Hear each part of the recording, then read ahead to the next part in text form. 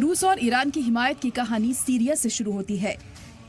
America का दुश्मन रूस का दोस्त होता है, लेकिन ट्रंप की 360 डिग्री घूमने वाली खारजा पॉलिसी ने जहां एक तरफ चीन को टेंशन में डाल रखा है, तो वहीं ईरान भी कहीं न कहीं फिक्र में है। इस बीच ईरानी एयरफोर्स के बेड़े में मौजूद ज्यादातर जंगी तैयारे अब पुराने हो चुके हैं, उनके हार्डवेयर भी पुराने हो चुके हैं। ऐसे वक्त में इशारे मिले हैं कि ईरान रूस से लाइसेंस लेकर Su-35 फाइटर जेट का प्रोडक्शन शुरू कर सकता है। ये एक ट्विन इंजन जंगी जहाज है जिसे हमला करने के लिए डिजाइन किया गया है। ईरान अब अपने सबसे पुराने दुश्मन इजराइल को करारा झटका देने की तैयारी में है। डिफेंस की तैयारी में तैर रही रिपोर्ट्स के मुताबिक ईरान रूस से जारहाना मल्टी रोल Su-35 खरीदकर अपने एयरफोर्स की तारीख में एक नया बाब लिखने की तैयारी कर रहा है। हालांकि अभी तक इस रिपोर्ट की तस्दीक ना ही ईरान और ना ही रूस की तरफ से की गई है।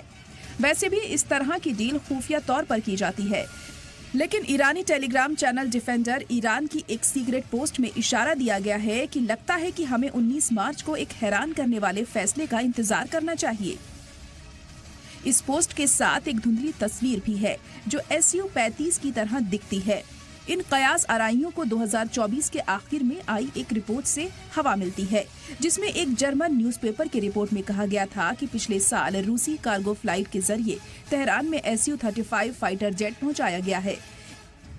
ईरानी एयरफोर्स काफी पुरानी हो चुकी है और अमेरिकी पाबंदियों की वजह से ईरान के लिए अपने प्लेन का मेंटेनेंस करना काफी मुश्किल हो गया है। ऐसे में इम्कान लंबे वक्त से लगाया जा रहा था कि ईरान रूसी जंगी जहाजों को अपने बेड़े में शामिल कर सकता है। हालांकि इस बारे में फिलहाल पुख्ता तौर पर कुछ नहीं कहा जा सकता है। इन कयासों को 19 मार्च की तारीख होने से भी ताकत मिलती है। 19 मार्च ईरान के कल्चरल कैलेंडर में एक खास अहमियत रखता है। ये फारसी नया साल नवरोज के एक दिन पहले की शाम में पड़ रहा है, जो स्प्रिंग सीजन से शुरू होता है। ये तारीख चुनना ईरान के रसूख और वकार के दिन से मेल खाती है।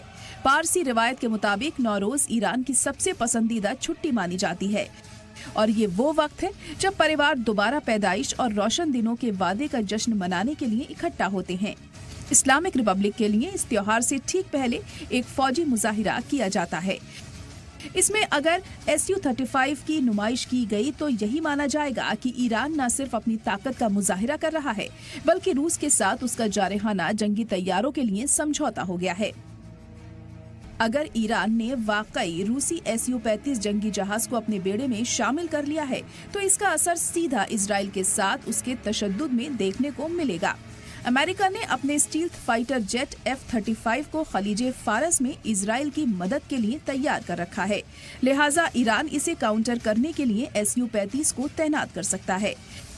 इसके अलावा ये फाइटर जेट ईरान की पहुंच हॉर्मुज जलडम भूमध्य तक बढ़ा देगा, जो ग्लोबल तेल रूट के लिए एक चेक पॉइंट है। Su-35 जंगी जहाज ईरान के एयरफोर्स की सलाहियत को नेक्स्ट लेवल तक बढ़ा सकता है। ईरान पहले से ही जंगी जहाजों की ताकत और उनके पुराने हो चुके हार्डवेयर की कमी से जूझ रहा है।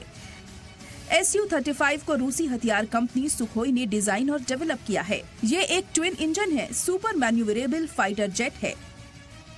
Su-35 में 2 सैटर्न AL-41 F1S इंजन की तरफ से चलने वाला थ्रस्ट वेक्टरिंग प्रोपल्शन सिस्टम है, जो मैक 2.25 तक की स्पीड और बाहरी फ्यूल टैंक के साथ 2200 मील से ज्यादा की रेंज देता है। जाहिर सी बात है कि अगर ईरान के हाथ रूस के फाइटर जेट की ताकत लगेगी तो ये इजराइल के लिए तो बुरी खबर साबित होगी ही, साथ ही अमेरिका की फिक्र को भी ये बढ़ा सकता है। ब्यूरो रिपोर्ट, सलाम टीवी।